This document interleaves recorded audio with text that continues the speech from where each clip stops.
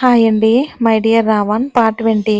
సంజన ఇక అలా చేయగానే ఏం చేయాలో అర్థం కాక, అక్క వద్దు నేను హెల్ప్ చేస్తాను అని భయంగా చెప్పింది ఆద్య. ఆద్య అలా అనగానే థ్యాంక్ యూ ఆద్య అని చెప్పి సంజన డ్రెస్ చేంజ్ చేసుకుని బ్యాగ్ తీసుకుని ఫేస్ కనిపించకుండా చున్నీ కట్టుకుని పద వెళ్దామని అంటుంది సంజన. ఆద్య భయంగానే సరే అని బయటికి నడిచారు. రూమ్ బయటికి రాగానే అందరూ ఎవరి పనుల్లో వాళ్ళు ఉన్నారు. పద ఆద్య తొందరగా నడువు అని ఆద్యని తొందర పెడుతుంది సంజన. ఆద్య అయితే మెట్ల వైపు చూస్తుంది. అర్జున్ వస్తున్నాడేమో అని టెన్షన్తో భయంతో. ఆద్య అయితే ఇక చుట్టుపక్కల కూడా భయంతో చూస్తూ ఉంది. ఎవరైనా వాళ్ళని చూస్తున్నారేమో అని. అలా ఇద్దరు గేట్ వరకు వెళ్ళగానే సెక్యూరిటీ ఆపేశారు. ఎవరు మేడం అని ఆద్యని చూస్తూ అడిగారు సెక్యూరిటీ. ఆద్య భయంగా సంజనాని చూస్తుంది. చెప్పు అని కళ్ళతోనే సైగ చేస్తుంది ఆద్య. తిను నా ఫ్రెండ్ మ్యారేజ్కి వచ్చింది, కానీ ఇప్పుడు అర్జెంట్ వర్క్ వచ్చింది, ఇంటికి వెళ్ళాలంట, పంపించండి అని భయంతో చెప్పింది ఆద్య. సెక్యూరిటీ ఏమనకుండా ఓకే అని సంజనాని బయటికి పంపించారు ఆ సెక్యూరిటీ. సంజన హ్యాపీగా బయటికి వెళ్ళిపోయింది. ఆద్య అయితే వెళ్తున్న సంజనాని చూస్తూ భయంతో అలానే ఇంట్లోకి వెళ్ళింది. ఇంట్లోకి వెళ్ళి కింద ఉన్న ఒక రూమ్లో కూర్చుని ఉంది భయంగా. కరెక్ట్గా ఒక 15 నిమిషాల తర్వాత ఇంట్లో ఏదో గోలగా ఉంటే బయటికి వచ్చింది ఆద్య. బయట అందరూ హాల్లో నిలబడి ఉన్నారు టెన్షన్గా. వాళ్ళని చూడగానే విషయం అర్థమైపోయింది ఆద్యకు. సైలెంట్గా వెళ్ళి వాళ్ళతో పాటు నిలబడింది. ఆద్య భయంతో చేతులు నలుపుకుంటూ సంజన ఎక్కడికి వెళ్ళింది అని కోపంతో అర్జున్ అడుగుతాడు అందరినీ. అందరూ బిక్కమొహాలు వేసుకుని చూస్తున్నారు. అడుగుతూ ఉంటే ఆన్సర్ ఎవరు చెప్పరేంటి అని కోపంగా అడుగుతారు. ఇంకంతే ఆద్యకు భయంతో చెమటలు పడుతున్నాయి. భయంతో అలానే నిలబడింది. అర్జున్ అందరినీ ఒక చూపు చూసి డైరెక్ట్గా ఆద్య దగ్గరికి వచ్చాడు అర్జున్. అర్జున్ అలా ఆద్య ముందు నిలబడగానే భయంతో వణికిపోతుంది ఆద్య. సంజన ఎక్కడా అని బేస్ వాయిస్లో అడుగుతాడు అర్జున్.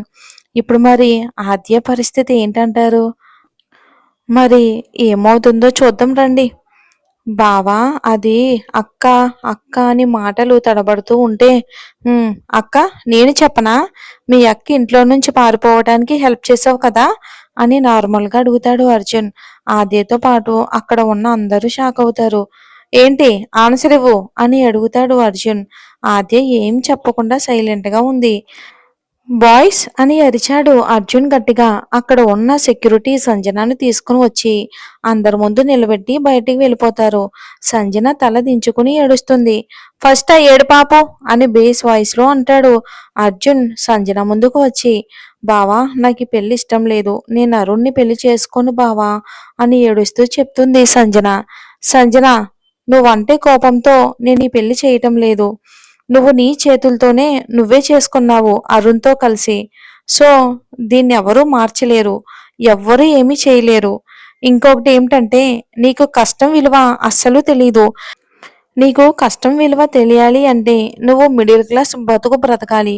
ఫస్ట్ నువ్వు మారాలి. నువ్వు మారవు అని తెలిస్తే అందరికంటే ఫస్ట్ హ్యాపీగా ఉండేది నేనే. నువ్వు మారు, తర్వాత నీ సంతోషం నీ దగ్గరకు వస్తుంది. అరుణ్తో కలిసి సంతోషంగా బ్రతుకు అని అర్జున్ నార్మల్గానే చెప్తాడు. సంజన ఏమీ అనకుండా ఇక రూమ్లోకి వెళ్ళిపోతుంది ఏడుస్తూ. అందరూ కూడా ఎవరి రూమ్లోకి వాళ్ళు వెళ్ళిపోతారు రెడీ అవడానికి. ఆద్య ఎక్కడికి వెళ్లకుండా సైలెంట్గా అక్కడే నిలబడింది. అర్జున్ ఆద్య దగ్గరకు వచ్చి భయపడ్డావా పొట్టి అని నవ్వుతూ అడుగుతాడు అర్జున్. అలా అనగానే ఆద్య అర్జున్ వైపు ఆశ్చర్యంగా చూస్తుంది. ఏంటి ఏమీ అండం లేదు అనుకుంటున్నావా? సంజన పారిపోతుందని నేను ముందే గెస్ చేశాను. నిన్ను తన రూమ్కి తీసుకుని వెళ్ళి మాట్లాడింది కూడా నేను విన్నాను. సంజన రూమ్లో వాయిస్ రికార్డింగ్ చిప్ ఒకటి పెట్టాను. అలా విషయం మొత్తం నేను విన్నాను. సెక్యూరిటీ కూడా ఏం చెక్ చేయకుండా ఎందుకు బయటకు పంపిస్తారు పొట్టి? నేను అలా చెప్పాను వదిలేయమని, తర్వాత సంజనాని పట్టుకుందాము అని. మొత్తం నిజం చెప్తాడు అర్జున్. ఆ విషయం విన్నాక ఆద్య నవ్వుతూ అర్జున్ గట్టిగా హగ్ చేసుకుంటుంది. అర్జున్ కూడా నవ్వుతూ హ్యాపీగా హగ్ చేసుకుంటాడు ఆద్యని. మరి ఇదంతా తెలిసి నన్ను ఎందుకు భయపెట్టావు అని అడిగింది ఆద్య. నువ్వు భయపడితే చూడాలని ఉందే పొట్టి, అందుకే అలా చేశా అని చెప్పాడు అర్జున్. బావా నువ్వు అని కొట్టడానికి అర్జున్ మీదకు వస్తూ ఉంటే అర్జున్ ఆద్యకు దొరకకుండా పరిగెడుతున్నాడు. ఆద్య కూడా అర్జున్ని పట్టుకుందామని పరిగెడుతుంది. అలా ఇద్దరు రూమ్ లోకి వెళ్ళాక ఆద్యని గెలవనివ్వకుండా ఆద్యని లాక్ చేసి కొంచెం సేపు రొమాన్స్ చేసి రెడీ అవుతున్నారు ఇద్దరు. అర్జున్ తీసుకొచ్చిన డ్రెస్ ని ఆద్య ముందు ఉంచాడు అర్జున్. ఆద్య ఆ లెహంగాని చూసి, బావా ఈ డ్రెస్ నేను వేసుకోవాలా? నేను మొయ్యలేను అని బిక్కమొహం వేసుకుని చెప్తుంది ఆద్య. నువ్వు మొయ్యకుంటే నేను నేను ఎత్తుకుని మోస్తానులే పొట్టి అని అంటాడు. వద్దులే, ఏమీ అవసరం లేదులే, కానీ ఇలా ఇవ్వు, రెడీ అవుతానని. ఇద్దరూ కూడా డ్రెస్ వేసుకుని బయటికి వచ్చారు. Aadya lehenga full white and pink కలర్లో గోల్డ్ కలర్ వర్క్ తో సూపర్ గా ఉంది. అర్జున్ కూడా ఆద్యకి సూట్ అయ్యే విధంగా సూట్ వేసుకున్నాడు అర్జున్. అలా ఆద్యని మేకప్ గర్ల్ వచ్చి రెడీ చేసి వెళ్ళిపోయింది. అర్జున్ ఆద్యని చూసి, ఎంత బాగున్నావి పొట్టి, చందమామ కన్నా నీ అందమే ఎక్కువ పొట్టి అని ఆద్య పెదవులు తన పెదవులతో మూసి బయటికి నడిచారు. పెళ్లికి టైం అవుతుందని ఇద్దరు. ఇక సంజన రూమ్ లోనే ఉండి తనని రెడీ చేస్తుంటే సైలెంట్ గా రెడీ అవుతుంది. సంజన వాళ్ళ తల్లి కూడా డల్ గా ఉంది ఏమనలేక. ఎందుకంటే తను చేసిన పని అలాంటిది. అలా పెళ్లి టైం వచ్చింది. అరుణ్ వాళ్ళ ఫ్యామిలీ కూడా వచ్చారు. అలా పెళ్లి తంతు మొత్తం అయిపోయింది. కొందరికి ఇష్టంగా, కొందరికి కష్టంగా.